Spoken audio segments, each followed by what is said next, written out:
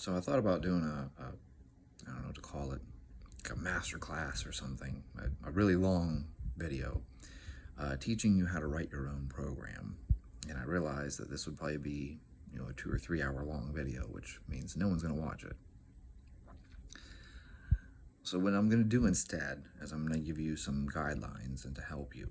But before I even do that, the very first thing I'm going to say to you, and this matters, and those of you who need to hear this are going to hear me say it and then be like, that's not me.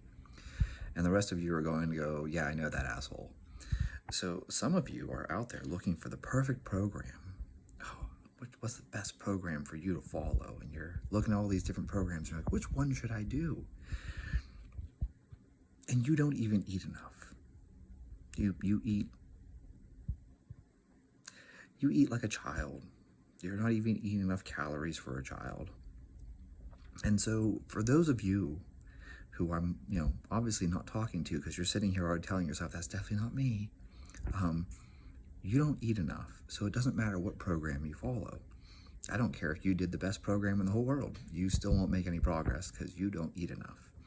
And that's why you never make any progress. You're sabotaging yourself. It's self-sabotage. You need to eat. I keep saying this. I don't know what else I can say. Anyways, programming. Listen, there are tons of great programs out there. There are tons of free programs out there. I used to have like 15 free programs on my website. I took them down. Why? Because people complained about them. People are like, well, I don't like doing cleans. And it's like, well, there's 10 other programs that don't have any cleans in them. Why don't you do one of those programs? Well, I want to do this one because, well, then why the fuck would you pick that program if you don't like doing cleans and that program is got you doing cleans 2 and 3 times a week? Why did you pick the one that has cleans? Pick a different fucking program. So, for those of you out there who need to hear this, if you look at the free programs out there and you don't like something about them, like I don't like the back squat, then don't do that program. I don't have any machines in my basement. That's fine. Don't do that program. Pick a different fucking program. Anyways, in terms of writing your own program, here's what we're going to do. We're going to sit down. I'm going to try to make this brief so that this is simple and executable. And so we're just going to talk about one lift, but you can apply this to all of your lifts. Okay?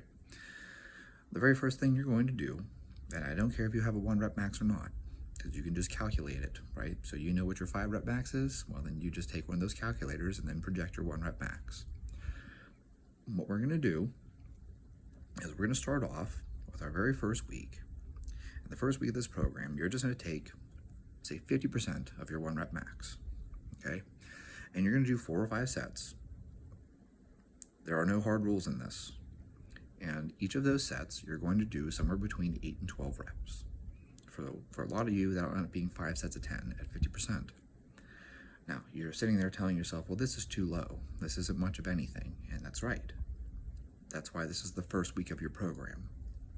So as I try to explain to people all the time, you need to purposely undertrain initially and then build momentum and ramp it up. So the first week, 50%, 5 sets of 10, should feel too easy. If it doesn't feel too easy, okay, you probably are lacking conditioning, in which case this is the perfect thing that you need because sets of 10 will help you build up some conditioning. The second week, we're going to move and we're going to say something more like 8 sets of 8. Oh, that's going to be a little aggressive now. So what I really want is actually 8 sets of like 6 to 8 reps, but it's going to look like 8 sets of 8. And you're going to move up in weight to something around 60 to 65% of your 1 rep max. So now we've got 2 hard weeks in a row in terms of the number of reps, but the load is very low. You see, the intensity is not so bad. Then in the third week, we're going to head and we're going to do 5 by 5. And we're going to do 5 or 6 sets of 5 or 6 reps. There's no hard rule here. If it's 6 sets of 6, that's fine. If it's 5 sets of 6, that's fine. If it's 5 sets of 5, it's fine. And at that point, now we want to be somewhere in that 70 to 75% range, okay? Then we're going to move on to the next week. And the next week is going to be somewhere between 80 to 85%, okay? And now we're going to do like 4 or 5 sets of 4 or 5 reps.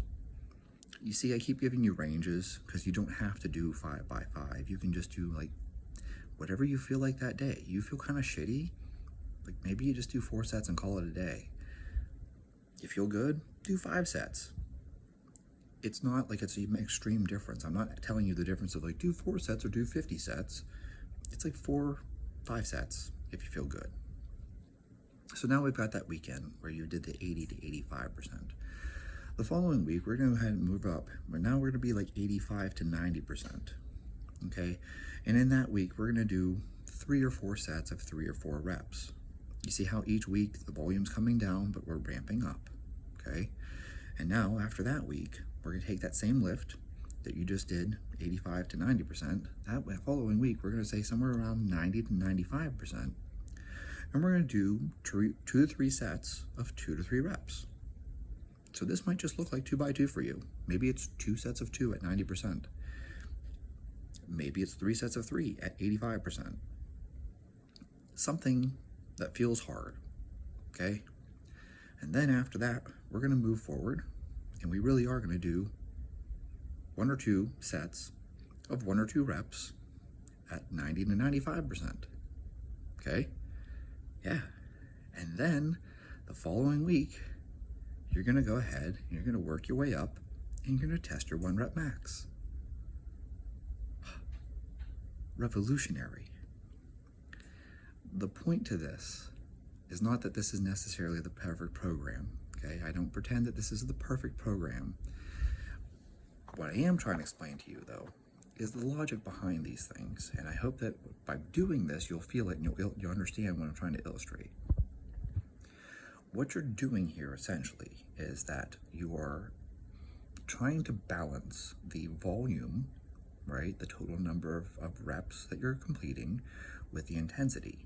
And so one of the things I've talked about a lot is that one of the things I changed in my personal training, like my own training, I used to do things like, I'm going to do 10 singles at 90%. And you can do that. And if you eat a lot and you sleep a lot, you can recover from that. But what I found is I actually made better progress not burying myself and doing like 1 or 2 sets that are really hard sets. Yeah.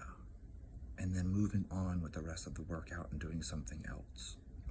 So instead of spending, 2 hours squatting singles at 90% or 95%, I get up to a hard single. Maybe I'll take it twice. And then I move on with the rest of my workout. And I make better progress doing that. It's not that I didn't make progress doing things. Like, I'd be lying to you if I said I didn't make progress doing things like 10 singles at 90% or 10 singles at 95% or something crazy, right? I made progress. The point is that I make better progress by just hitting 1 or 2 really hard top sets. And over time, I fluctuate the training back down. So there are easy weeks where I'm doing 5 sets of 10 with 50%. It's undertraining. That undertraining is letting me recover, though, because the week before it, I did 2 singles at 95% or 98% or something like that, right? So on this week, I take 2 really heavy singles, and they're damn close to my 100%. In fact, if I would have put another 5 pounds on the bar, maybe I wouldn't have made them, even though it doesn't match my all-time PR. And it's like, okay, those are 2 really hard singles. The next week, I'm going to go ahead and do 8 sets of 8 with 60%. Why? Well, if I try to go super heavy 2 weeks in a row, I'm probably not going to do real well that second week. I'm probably going to actually be weaker.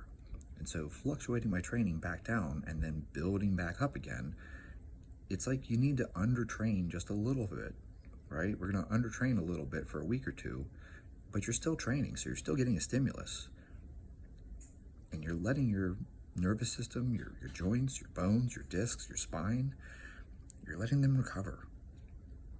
And I know that that's hard for people to accept because everyone wants to push hard, myself included. I love pushing hard. I just want to go hard all the fucking time. There's nothing better than coming in and just maxing out every day. That's fun. But I make better progress when I don't do that. And so my advice to you is pay attention to where you make your best progress. Now, if you're just working out for fun, go ahead and do whatever the hell you want. If you don't care what your numbers are, just come in and do whatever you want. It's fun. And there's nothing wrong with that. But if you're genuinely trying to increase your strength, building your program in waves like that is going to be much more successful for you over time. And you're going to make better progress in the long run by doing less than you think you need to do. I know. Doing less than you want to do. Yep. And that's where you make your best progress. So, this is why I'm sharing it. The whole point is that it's probably a lot less than you think you need to be doing, or at least it's less than many people think they need to be doing. They need to be doing these insane programs. It's like, no, do less than you think you need to be doing, and then you will actually make better progress.